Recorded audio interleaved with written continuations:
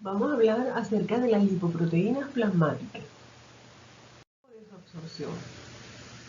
La sangre es un medio acuoso de naturaleza polar y por el contrario los lípidos son de naturaleza no polar. Por lo tanto, ellos no pueden circular libremente por la sangre. Para poder hacerlo necesitan asociarse y formar estructuras especializadas llamadas lipoproteínas, que se forman en asociación con unas ciertas proteínas. Por lo tanto, las lipoproteínas son asociaciones de variados lípidos y variadas proteínas para formar estructuras que permiten a los lípidos circular por el torrente sanguíneo. Algunos lípidos son anfipáticos, es decir, que tienen una pequeña parte de su estructura con una carga positiva o negativa y el resto de su estructura es no polar. Los lípidos anfipáticos tienen una porción polar y una porción no polar, como es el caso del colesterol, de los fosfolípidos, como por ejemplo la fosfatidiletanolamina, y los ácidos grasos, como por ejemplo el ácido palmítico. El colesterol tiene un grupo hidroxilo en posición 3 que puede ionizarse y quedar cargado de forma negativa. Los fosfolípidos generalmente tienen cargas negativas y positivas, y los ácidos grasos tienen una carga negativa en el extremo carboxílico. Por el contrario, los lípidos apolares o no polares, como es el caso de los triacilgliceroles, no tienen ninguna carga, ni positiva ni negativa. No tienen cargas, no tienen porciones cargadas. Por eso se llaman no polares. Por ejemplo, los triacilgliceroles y los ésteres de colesterol, llamados también ésteres de colesterol. Los ésteres de colesterol son moléculas de colesterol a las cuales se esterificó un ácido graso en el extremo del grupo carboxilo. Este sería el grupo del grupo hidroxilo, perdón, este sería el grupo carboxilo del ácido graso y R2 es la cadena hidrocarbonada del ácido graso que se unió a través de un enlace éster al colesterol y por eso se llama éster de colesterol. Los ésteres de colesterol son no polares, pero el colesterol libre, como el que vemos aquí, es anfipático, porque a pesar de que toda su estructura es no polar, tiene una pequeña porción con una carga negativa. En general, todas las lipoproteínas están formadas de acuerdo con este esquema que vamos a ver aquí. Un núcleo de lípidos no polares o apolares, como los triacilgliceroles y los ésteres de colesterol. Este núcleo está rodeado por una monocapa de lípidos anfipáticos, como los fosfolípidos y el colesterol libre, que orientan sus pequeñas porciones polares hacia la superficie en contacto con la solución acuosa, y sus porciones no polares las orientan hacia el centro hidrofóbico de la estructura. Luego, estos lípidos, que varían en proporción dependiendo de la lipoproteína, se asocian con ciertas proteínas. Estas proteínas se van a llamar apoproteínas o también apolipoproteínas. Podemos llamarlas simplemente apoproteínas. Algunas de esas apoproteínas son periféricas porque están en la superficie y pueden ser removidas e intercambiadas entre una lipoproteína y otra y se llaman apoproteínas periféricas. Otras de esas proteínas forman parte de la estructura y se anclan en esa primera monocapa de lípidos anfipáticos y se llaman apoproteínas integrales, y ellas no pueden ser transferidas de una lipoproteína a otra porque forman parte integral de la estructura. Esto es el esquema general de una lipoproteína. Se han identificado 5 tipos de lipoproteínas que las vamos a ver a continuación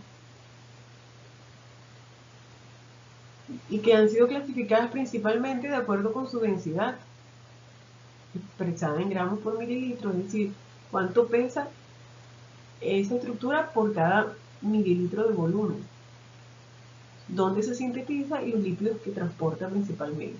Comenzamos por la primera de ellas, que se llama kilomicrón. El kilomicrón tiene una densidad aproximada de 1.006 y se sintetiza en el enterocito, es decir, en las células del intestino. Transporta la grasa de la dieta hacia los tejidos extrahepáticos, lípidos de la dieta hacia los tejidos extrahepáticos. Luego están las VLDL, que proviene de las siglas en inglés Very Low Density Lipoprotein, que significa lipoproteína de muy baja densidad.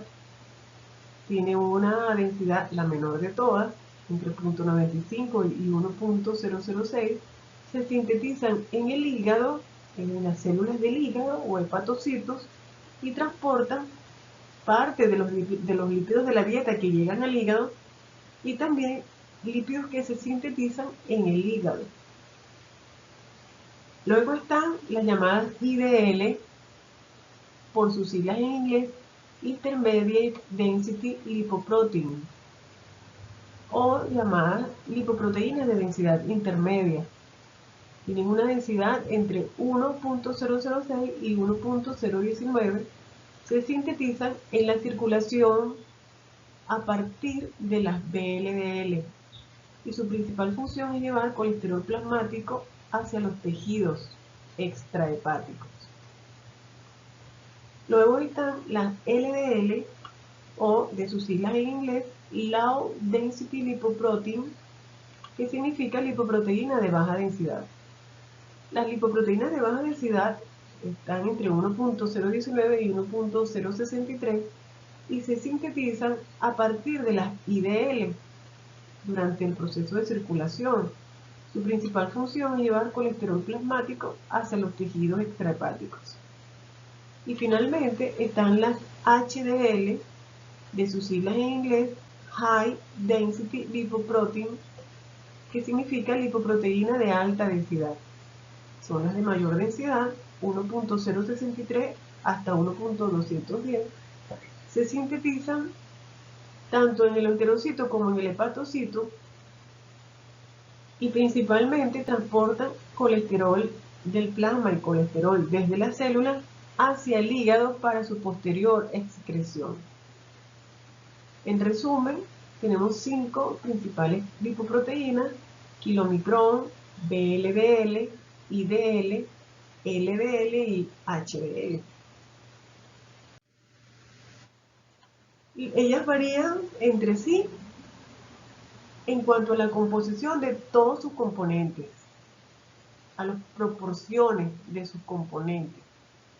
En este cuadro vamos a ver para cada lipoproteína su porcentaje de proteínas, fosfolípidos, colesterol libre, colesterol esterificado y triacilglicerol. Empezamos por el kilomicrón, que tiene 2% de proteína, 9% de fosfolípidos, 1% de colesterol, 3% de colesterol esterificado y 88% de triacilglicerol. Las VLDL tienen 10 de proteína, 18% de fosfolípidos, 8 de colesterol libre, 15 de colesterol esterificado y 56% de triacilglicerol. Las IDL tienen 11% de proteína, 26% de fosfolípidos, 9 de colesterol libre, 34% de colesterol esterificado y 29% de triacilglicerol. Las LDL tienen 21% de proteína, 28% de fosfolípidos, 10% de colesterol libre, 48% de colesterol esterificado y 13% de triacilglicerol. Y finalmente, las HDL son las que tienen mayor porcentaje de proteína, 57% de proteína. Es por eso que son las de mayor densidad, porque tienen mayor porcentaje de proteína. Tienen 46% de fosfolípidos, 6% de colesterol, 29% de colesterol esterificado y 13% de triacilglicerol. En este esquema podemos resaltar el alto porcentaje de triacilgliceroles de los kilomicrones, que es de 88%, que definitivamente podemos decir que los kilomicrones llevan triacilgliceroles principalmente desde la dieta hacia los tejidos extrahepáticos. En las VLDL podemos ver también un alto porcentaje de de triacilgliceroles de 56%. En las IDL predomina el colesterol esterificado, seguido de los triacilgliceroles y fosfolípidos. En las LDL un alto porcentaje de colesterol esterificado, 48%. Y en las HDL 46% de fosfolípidos y 29% de colesterol esterificado. Esta información que tenemos aquí presentada en números, en esta lámina podemos ver la información anterior pero presentada en gráficos de torta. El kilomicrón, VLDL, IDL, LDL y HDL. En los kilomicrones predominan los triacilgliceroles con alrededor de 88%. En las VLDL también predominan los triacilgliceroles con 56%. En las IDL predomina el colesterol esterificado con 34%, con 29% de triacilgliceroles y 26% de fosfolípidos. En las LDL, 48% de colesterol esterificado, 28% de fosfolípidos. Y en las HDL, que tiene 57% de proteínas, los lípidos prioritarios en mayor concentración son los fosfolípidos en un 46% y el colesterol esterificado en un 29%.